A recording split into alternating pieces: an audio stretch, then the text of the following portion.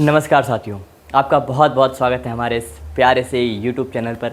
और आज हम करने वाले हैं हमारे सिविक्स के कुछ मोस्ट इंपॉर्टेंट पॉइंट्स। ठीक है, ऐसे पॉइंट्स हैं जिनको आप सिर्फ लास्ट मिनट पे अगर आप रिकैप कर लेते हो तो आपके अधिकतर चैप्टर कंप्लीट हो जाते हैं। ठीक है, मतलब कि अगर आपको जाना है पेपर देने जाने से पहले थोड़ी देर इसको बढ़िया आपने देख लो। ज़्यादा बड़ी वीडियो नहीं है। ठीक है, 20 से 25 मिनट की वीडियो होती है। आप 2x पे भी वैसे भी लगाते हो सभी, है ना। तो आप इस वीडियो को अगर आप देख लोगे तो अधिकतर आपके जो पॉइंट्स हैं, जो इंपॉर्टेंट पॉइंट्स हैं, वो कवर हो जाएंगे। ठीक है, तो इसको मैं इसीलिए बना रहा हूँ कि लास्ट मिनट रिवीजन अगर आपको करना है, ठीक है, तुरंत रिकैप करना है चैप्टर को, तो आप इस वीडियो को देख सकते हैं। ठीक है, तो आइए स्टार्ट करते हैं बिना टाइम को वेस्ट किए हुए। ठीक, तो क्या होता है, सिंपल सा बेटा, power sharing. What is power sharing? पहले चैप्टर से स्टार्ट है हमारा। पावर शेयरिंग क्या होता है? तो बताओ भाई, पावर शेयरिंग क्या होता है? तो कहते हैं भैया, power sharing means distribution of power among the different organs and group of the society to reduce conflict।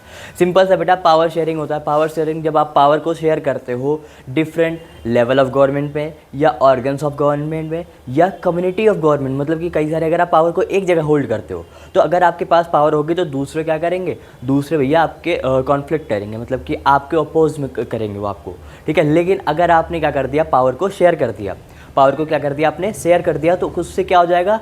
उससे ये हो जाएगा कि आपके जो सोसाइटी में, जो आपके आसपास में जो कॉन्फ्लिक्ट होने वाले थे, वो बच जाएंगे। मतलब अब आपको अगर पावर शेयरिंग करना है तो आप क्या करो, मतलब कि अगर कॉन्फ्लिक्ट को बचाना है तो आप पावर शेयर करोगे। तो पावर शेयर का मतलब क्या होता है? पावर शेयरिंग का मतलब होता है कि डिस्ट्रीब्यूशन कर देते हो आप किस चीज़ का? पावर्स का। किसके बीच में? Different organs and group of society to reduce conflict. Conflict को रिड्यूस करने के लिए आप उसको यूज़ करते हो, क्या? Power sharing. तो क्लियर हो बेटा, पावर शेयरिंग क्या होता है कि जब आप पावर को शेयर कर देते हो डिफरेंट लेवल ऑफ गवर्नमेंट में, ऑर्गन्स ऑफ गवर्नमेंट में, या सोसाइटी के ग्रुप्स में, तो हम क्या बोलते हैं उसे? Power sharing. ठीक है, इंपॉर्टेंस क्या है भैया? ये इंपॉर्टेंट है भैया, ये पढ़ के जाना आ सकता है। इंपॉर्टेंट ऑफ पावर शेयरिंग, तो पहला होता है रिड्यूसेस सोशल कॉन्फ्लिक्ट। को सोशल कॉन्फ्लिक्ट को रिड्यूस कर सकता है। जैसे मान लो कोई एक गवर्नमेंट है, उसने एक कम्युनिटी के लोगों को ज़्यादा पावर दे रखी है, मान लो उसी के पास पावर है, दूसरे के पास नहीं है, तो दूसरे क्या करेंगे? कॉन्फ्लिक्ट करेंगे ना। तो ये चीज़ कम करता है कौन? हमारा पावर शेयरिंग। ठीक है, पहला हो गया हमारा। क्या कहता है? Promote unity. यूनिटी को प्रमोट करता है। भाई बताओ, जब सबके पास बराबर से पावर होगी, सबके पास बराबर सी पावर होगी, तो क्या लोगों के बीच में यूनिटी होगी? हाँ जी सर, होगी, बराबर होगी। ठीक है, उसके बाद आते हैं जो हमारी डेमोक्रेसी, उसको भी स्ट्रेंथ करता है। मतलब कि डेमोक्रेसी का मतलब होता है भैया पावर को शेयर कर रहे हो आप, है ना। डेमोक्रेसी ऐसी गवर्नमेंट होती है जो लोगों के द्वारा बनाई जाती है, लोगों के बीच से बनाई जाती है और लोगों के लिए बनाई जाती है। अब उसमें ही अगर आप पावर शेयर नहीं करोगे तो क्या उसको डेमोक्रेसी कह सकते हो? नहीं सर। ठीक है, तो इसलिए हम क्या करते हैं बेटा कि पावर को हम शेयर करते हैं, तो उससे हम क्या, हमारा क्या होता है? हमारी यूनिटी, हमारी डेमोक्रेसी को स्ट्रेंथ मिलती है। ठीक है, तो पहला हमारा काम क्या भैया? पहला इंपॉर्टेंस क्या हुआ कि कॉन्फ्लिक्ट को रिड्यूस करता है। दूसरा क्या हुआ? यूनिटी को प्रमोट करता है। तीसरा क्या हुआ? डेमोक्रेसी को स्ट्रेंथ प्रोवाइड करता है। कौन? Power sharing. ठीक है, अब फॉर्म्स ऑफ पावर शेयरिंग भाई देख लो, सिंपल सा कितने फॉर्म्स होते हैं पावर शेयरिंग के। ठीक है, अब देखो सिंपल सा इसमें आप एक वो वाले एक बार देख लेना, मतलब कि अपने बुक्स देख लेना, बेल्जियम में क्या हुआ था, कितने परसेंट के लोग थे, डच कितने थे, फ्रेंच कितने थे, ये सब आपको देख लेना है। ठीक है, और साथ में वो देख लेना है, क्या नाम है, हाँ, श्रीलंका का। ठीक, और सिविल वॉर देख लेना। सिविल वॉर क्या होता है भैया? सिविल वॉर होता है कि जब आप देश के अंदर ही कोई लड़ाई हो जाए दो कम्युनिटी के बीच में, तो सिविल वॉर कहते हैं। ठीक है, मेजोरिटेरियन मेजर देख लेना। ठीक है, तो क्या होता है भैया? फॉर्म्स ऑफ पावर शेयरिंग क्या होता है? तो हॉरिजॉन्टल डिस्ट्रीब्यूशन होता है। क्या होता है? हॉरिजॉन्टल डिस्ट्रीब्यूशंस होते हैं, मतलब कि पावर को आप डिस्ट्रीब्यूट करते हो, जैसे लेजिस्लेचर हो गया, एग्जीक्यूटिव हो गया एंड जुडिशरी हो गया। हॉरिजॉन्टल पावर शेयरिंग क्या होता है कि जब आप ऑर्गन्स ऑफ गवर्नमेंट में डिवाइड करते हो पावर को, जब आप ऑर्गन्स ऑफ गवर्नमेंट में पावर को डिवाइड करते हो तो हम क्या बोलते हैं? Horizontal power sharing. ठीक है, उसके बाद वर्टिकल पावर शेयरिंग क्या होता है भैया? वर्टिकल पावर डिस्ट्रीब्यूशन होता है power shared among the central, state and local level. मतलब कि देखो, हॉरिजॉन्टल क्या हुआ? ऐसे पावर शेयर कर रहा हो, मतलब यहाँ पे आपका लेजिस्लेचर हो जाएगा, फिर यहाँ पे एग्जीक्यूटिव हो जाएगा, और फिर यहाँ पे आपका जुडिशरी हो जाएगा। ठीक है, लेकिन अगर आप जब कर रहे हो वर्टिकल पावर शेयरिंग तो आपका ये होता है, वर्टिकल पावर शेयरिंग आपका ऐसे हो जाएगा। सबसे टॉप पे क्या रहेगा आपका? सेंट्रल, फिर रहेगा आपका स्टेट, और फिर लास्ट में रहेगा आपका लोकल। तो पावर यहाँ पे ऐसे ऐसे आती है। ठीक है, तो क्लियर हुआ। उसके बाद आता है भैया अमंग डिफरेंट सोशल ग्रुप्स। अलग अलग जो सोशल ग्रुप्स होते हैं उसमें हम डिवाइड कर देते हैं। जैसे एग्जांपल आपने देखा कम्युनिटी गवर्नमेंट इन बेल्जियम में आपने देखा है कि कम्युनिटी गवर्नमेंट हुई थी भैया। बेल्जियम में क्या होता है? कम्युनिटी गवर्नमेंट मतलब कि डच और जो फ्रेंच थे दोनों के बीच में कम्युनिटी गवर्नमेंट बनाई गई थी, दोनों के लोगों के जो लीडर्स थे बराबर से उसमें बांटे गए थे, ठीक है। तो ये चीज़ आपने देखा यहाँ पे किसमें, डिफरेंट सोशल ग्रुप ने अपने वहाँ पे पावर शेयर करा। उसका तो अमंग पॉलिटिकल पार्टीज़ में भी हम पावर शेयर करते हैं। जैसे आपने देखा कोलाइजन गवर्नमेंट होगा, कोलाइजन गवर्नमेंट में सिंपल सा भैया कि कोलिजन गवर्नमेंट में क्या हुआ कि जैसे कई सारी 2-3 गवर्नमेंट गठबंधन के सरकार बनाती हैं, मतलब कि एक दूसरे से अलाइड बना लेते हैं, मतलब कि गठबंधन कर लेते हैं। तो वहाँ पे क्या करते हैं, वो वहाँ पे करेंगे पावर को शेयर करेंगे। भैया बिना पावर शेयर थोड़ी हो जाएगा वो, मतलब कि जैसे मान लो भी अभी क्या चल रही है, एनडीए है, एनडीए में कौन है, एक नीतीश कुमार जी की पार्टी है और एक मोदी जी की पार्टी है। तो दोनों क्या हैं, दोनों क्या कह रहे हैं, पावर को शेयर कर रहे हैं ना, ठीक है। उसके बाद ये हमारा हुआ पावर शेयरिंग का। अब देखो पावर शेयरिंग में एक चीज़ और है आपका, वो देखना है आपको, मेजोरिटेरियन मेजर कौन कौन से थे, ठीक है। मतलब कि जो श्रीलंका में लिए गए थे, श्रीलंका में मतलब कि वहाँ के सिन्हाला कम्युनिटीज़ को स्ट्रेंथ प्रोवाइड करने के लिए लिए गए थे, ठीक है। तो उनके भैया उनके उसको लैंग्वेज को नेशनल लैंग्वेज बोल दिया गया था, उनके लिए रिजर्वेशन दिया गया था, ठीक है। उनको जो गवर्नमेंट ऑफिसेज़ हैं या यूनिवर्सिटीज़ हैं वहाँ पे उनको काफ़ी ज़्यादा प्रिविलेज मिलता था। ये सारे मेजर्स लिए गए थे, ठीक है। उसके बाद आते हैं भैया अगला क्या कह रहा है, फेडरलिज्म। हाँ भाई, फेडरलिज्म क्या है, व्हाट इज़ फेडरलिज्म, ठीक है भैया। पावर शेयर कर लिया आपने, अब आते हैं फेडरलिज्म क्या होता है। तो क्या कहते हैं, a system where power is divide between the central and state government.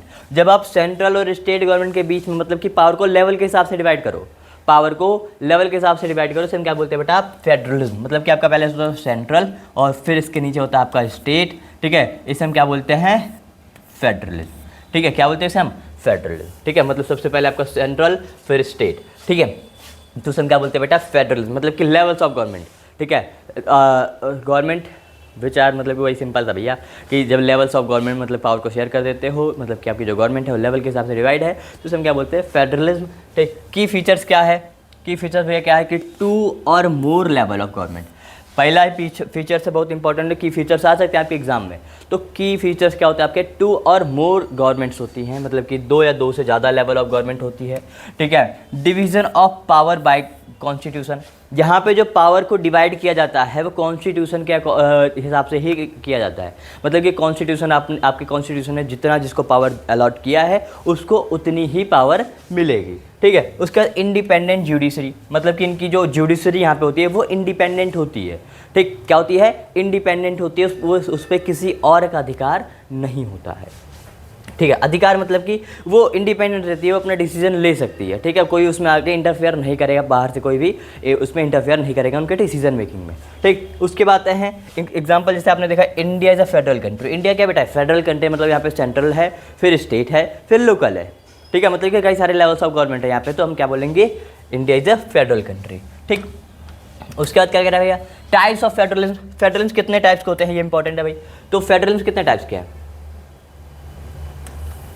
पहला है कमिंग टुगेदर फेडरलिज्म। क्या होता है बेटा, coming together federalism. Coming together federalism होता है कि जिसमें कई सारे अलग अलग स्टेट, इंडिपेंडेंट स्टेट आपस में आके मर्ज होता है, मतलब कि साथ में आते हैं ताकि वो एक बड़ी यूनिट बन सके।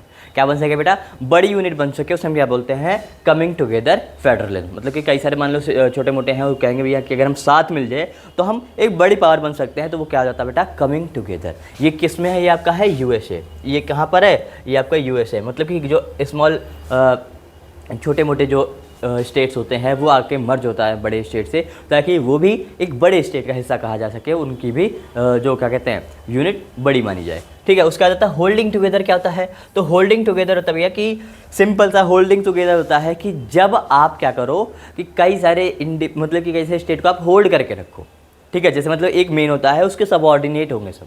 जैसे अगर इंडिया है तो इंडिया में सेंट्रल गवर्नमेंट है और सेंट्रल के नीचे कई सारे क्या हैं, स्टेट है। यहाँ पे क्या है, सब स्टेट है। तो सेंट्रल ने इस सारे स्टेट को अपने होल्ड करके रखा है, इसे हम क्या बोलते हैं, होल्डिंग टुगेदर, ठीक है। क्या बोलते हैं इसे हम, होल्डिंग टुगेदर, ताकि अच्छे से काम कर सके सभी, ठीक है, कोई इधर उधर ना भगे, ठीक है। तो होल्डिंग टुगेदर समझ आइए कहाँ पे होता है बेटा, इंडिया में। तो कमिंग टुगेदर हुआ कि जब आप क्या करते हो कि कई सारी अलग अलग इंडिपेंडेंट स्टेट आपस में आके मिलते हैं ताकि एक बड़ी यूनिट फॉर्म कर सके, उसे हम क्या बोलते हैं, कमिंग टुगेदर। होल्डिंग टुगेदर क्या होता है कि जब आप क्या करो भैया कि कई सारे स्टेट्स को आप होल्ड करके रखो, मतलब एक सेंट्रल पावर हो उसके सारे सबऑर्डिनेट हो, तो उसे हम क्या बोलेंगे, होल्डिंग टुगेदर। डिसेंट्रलाइजेशन क्या होता है भैया, तो decentralisation transfer of power to the local governments. ठीक है, सिंपल सा है कि पावर्स को लोकल गवर्नमेंट को ट्रांसफर कर दो, वही होता है डिसेंट्रलाइजेशन। ठीक है, जैसे आपने देखा पंचायत गांव के लिए होता है और म्यूनसिपैलिटीज होता है शहर के लिए।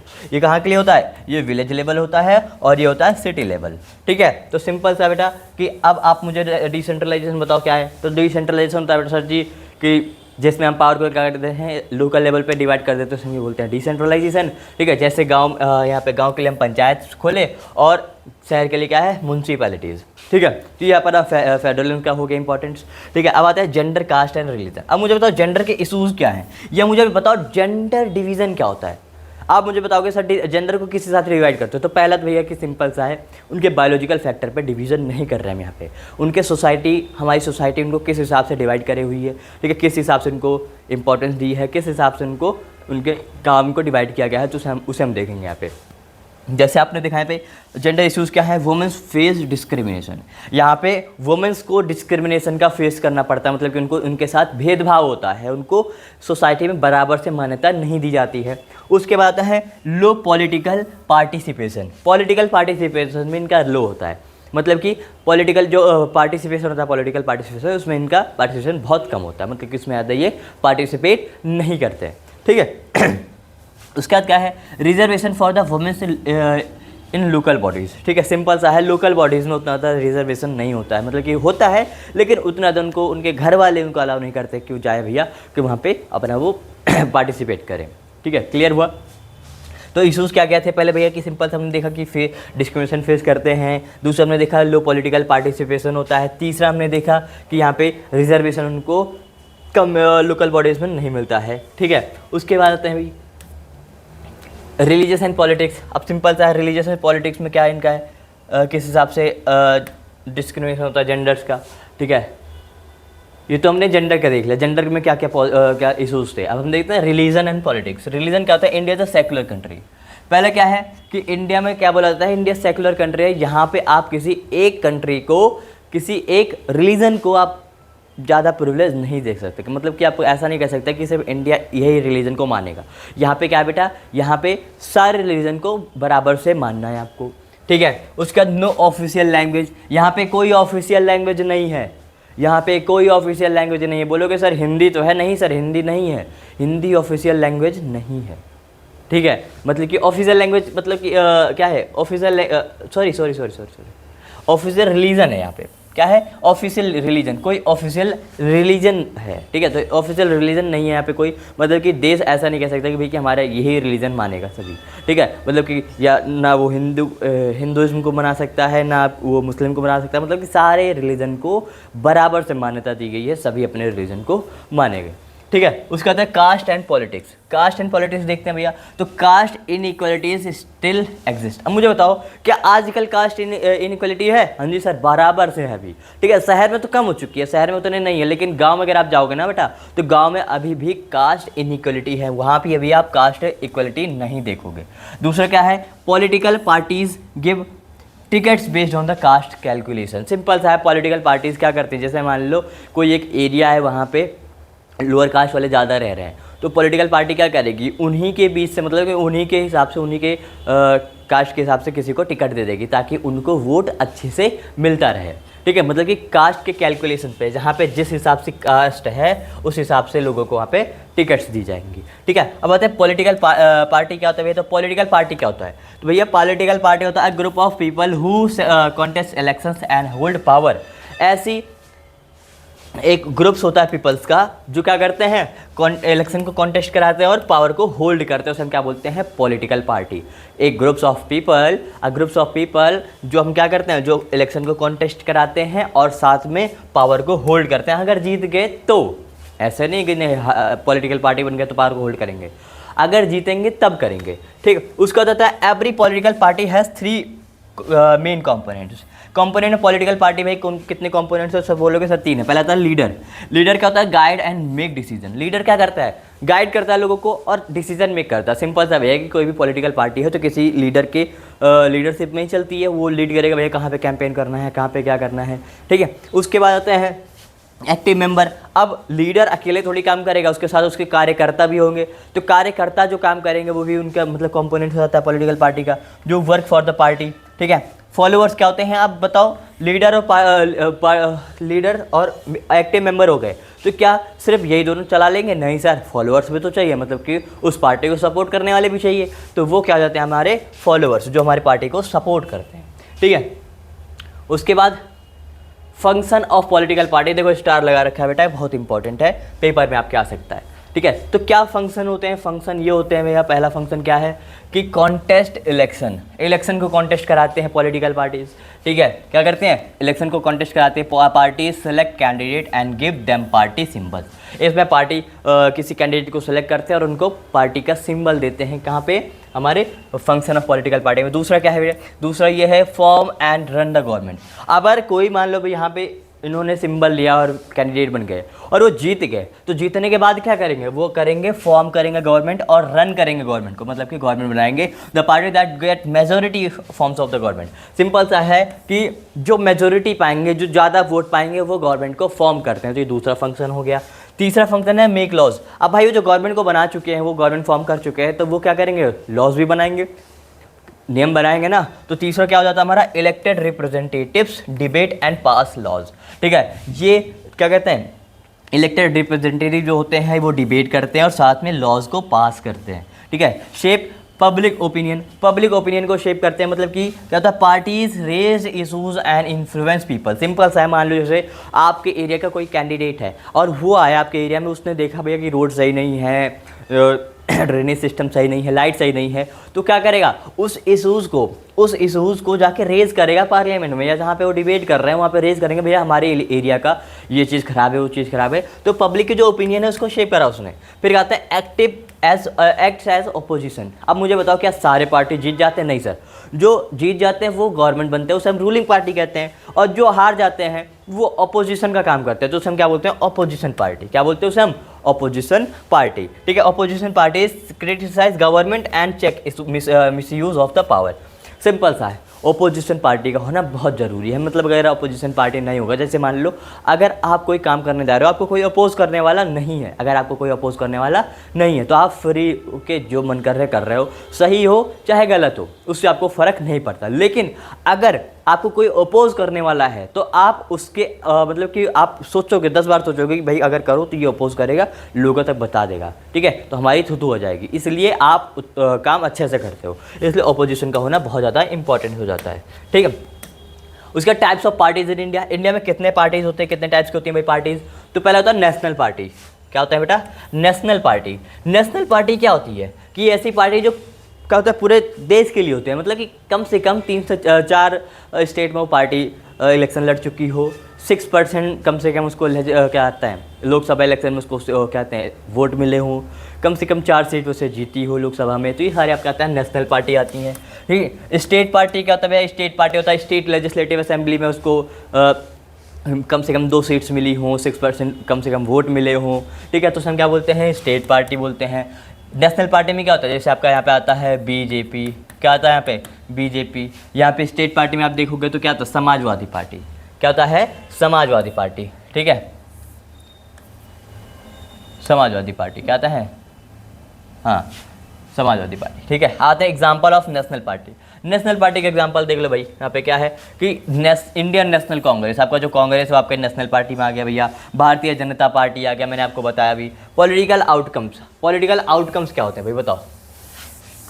अब पॉलिटिकल आउटकम्स, अब ये आता है हमारे आउटकम्स ऑफ डेमोक्रेसी चैप्टर से, ठीक है, डेमोक्रेसी के चैप्टर से। तो डेमोक्रेसी का पॉलिटिकल आउटकम्स क्या होता है, तो सर पॉलिटिकल आउटकम्स ये होता है कि अकाउंटेबल गवर्नमेंट बनती है, ठीक है, फ्री एंड फेयर इलेक्शन होता है। मतलब अकाउंटेबल गवर्नमेंट्स होती हैं जो क्या कर रहे हैं, कोई भी अगर आप डिसीजन ले रहे हो, कुछ भी कर रहे हो, तो वो लोगों के द्वारा अकाउंट, मतलब कि लोगों उस पर क्वेश्चन कर सकते हैं, क्या कर सकते हैं, लोगों को आपको बताना पड़ेगा, आपको जो डिसीजन आप ले सारी चीज़ें आपको क्या बताना पड़ेगा, लोगों को बताना पड़ेगा। उसका फ्री एंड फेयर इलेक्शन को क्या होता है, फ्री एंड फेयर होना चाहिए, मतलब कि निष्पक्ष होना चाहिए, न उसमें कोई घपलेबाजी नहीं होनी चाहिए। ठीक है, आगे जैसे यहाँ पे इकोनॉमिक आउटकम क्या होता है, slow but stable economic growth. अगर इसमें डेमोक्रेसी का देखोगे भैया तो इकोनॉमिक आउटकम उसका क्या है, इकोनॉमिक आउटकम है कि स्लो होता है, क्या होता है, स्लो होता है, लेकिन स्टेबल इकोनॉमिक ग्रोथ होती है, मतलब स्लो होता है लेकिन धीरे धीरे धीरे धीरे वो बढ़ता जाता है, मतलब वो बढ़ेगा, रुकेगा नहीं, बढ़ेगा धीरे धीरे लेकिन थोड़ा स्लो होगा। ठीक है, सोशल आउटकम्स क्या होते हैं भैया, तो रिड्यूस इनइक्वलिटीज़, जो डेमोक्रेसी होती है वो इनइक्वलिटीज़ को रिड्यूस करती है। सोशल आउटकम्स क्या हो गया उसका, कि जो इक्वलिटीज़ है, इनइक्वलिटी है हमारी सोसाइटी में, उसको रिड्यूस करता है कौन, हमारी डेमोक्रेसी। ठीक है, जैसे protects dignity of and freedom, ठीक है, सिंपल सा है, लोगों की जो गरिमा है, सेल्फ रिस्पेक्ट है, जो फ्रीडम है, उसको प्रोटेक्ट करती है हमारी डेमोक्रेसी। ठीक है, तो हमारे डेमोक्रेसी के 3 आउटकम्स हमने देख लिए, क्या, पॉलिटिकल आउटकम्स मतलब फ्री एंड फेयर इलेक्शन हुआ। ठीक है, अकाउंटेबल गवर्नमेंट फॉर्म्ड हुई। हमने देख लिया इकोनॉमिक आउटकम्स में क्या हुआ कि स्टेबल है, स्लो है लेकिन स्टेबल है। ठीक है, उसके बाद हमने देख लिया सोशल आउटकम्स में हमने देख लिया भाई कि रिड्यूस इनइक्वलिटीज़ को रिड्यूस करता है, साथ में डिग्निटी और फ्रीडम को मेंटेन करता है, प्रोटेक्ट करता है हमारे सोशल आउटकम्स में। अब आते हैं accountable, responsive and legitimate government का मतलब क्या होता है, ये समझो सर, बहुत इंपॉर्टेंट है। ठीक है, तो अकाउंटेबल गवर्नमेंट क्या होती है, government is responsible to the people, मतलब कि रेस्पॉन्सिबल होना चाहिए। पीपल अगर कोई डिसीजन ले रहे हैं, कुछ भी ले रहे हैं, मतलब कि सॉरी, पीपल के लिए कोई भी वो डिसीजन ले रहा है तो पीपल उस पर आस्क कर सकते हैं। नॉर्मल जो कॉमन पीपल है वो उनको आस्क कर सकते हैं कि तुमने डिसीजन क्यों लिया, क्या मतलब है, क्या कैसा डिसीजन है, ये सारी चीज़ें उनको बतानी पड़ेगी। Leader must explain the there decision, उन्होंने जो डिसीजन लिया उसको एक्सप्लेन करना पड़ेगा लोगों तक। ठीक है, जैसे सिंपल सा कोई डिसीजन लिया जाता है, उसके बाद नेता प्रेस कॉन्फ्रेंस करते हैं ना, तो प्रेस कॉन्फ्रेंस में वो यही बताते हैं कि हमने क्या डिसीजन लिया, क्या जरूरी क्यों है ये, ठीक है, किसके लिए है ये। सिटीजन्स कैन क्वेश्चन देम, मतलब सिंपल सा सिटीजन पे क्वेश्चन कर सकते हैं। ठीक है, उसके बाद आते हैं भी कि रेस्पॉन्सिव गवर्नमेंट क्या होती है, तो सर रेस्पॉन्सिव गवर्नमेंट होती है government listen to people's need. अब यहाँ पे जो गवर्नमेंट है वो पीपल्स के नीड को लिसन करता है, ऐसा नहीं कि भी अपने आप से सब काम कर रहा है, अपने हिसाब से देखेगा, नहीं।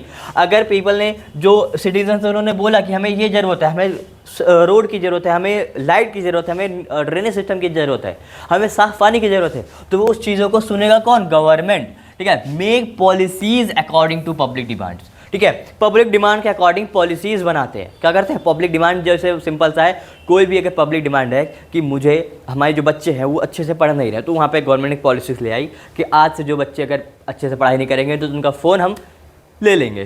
ठीक है, तो इसमें क्या होगा, सभी लोग तुरंत पढ़ने लगेंगे भाई। तो लेजिटिमेट गवर्नमेंट क्या होता है, लेजिटिमेट गवर्नमेंट का people believe the government is rightful. ठीक है, इसमें सिंपल सा जो पीपल्स है उनको बिलीव करना चाहिए है कि जो हमारी जो गवर्नमेंट है वो बढ़िया है, काम कर रही है, अच्छे से काम कर रही है, जो गलती है तो बताएगा तो ही।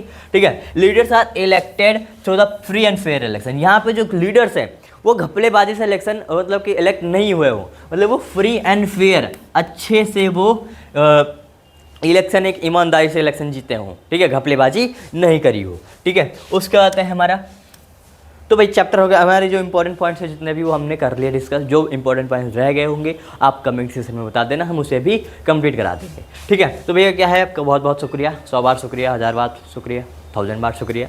ठीक है, तो आपको उम्मीद है सारे पॉइंट्स अच्छे से क्लियर हो गए होंगे। जहाँ पे कोई डाउट आया हो वो आप मुझे कमेंट सेक्शन में बता देना, उसे हम फिर से कवर करा देंगे। ठीक है, और अच्छा लगा हो तो आप अपने दोस्तों के साथ शेयर करें, वीडियो को लाइक करें एंड सब्सक्राइब करें चैनल को। ठीक है, बहुत बहुत थैंक यू आपका।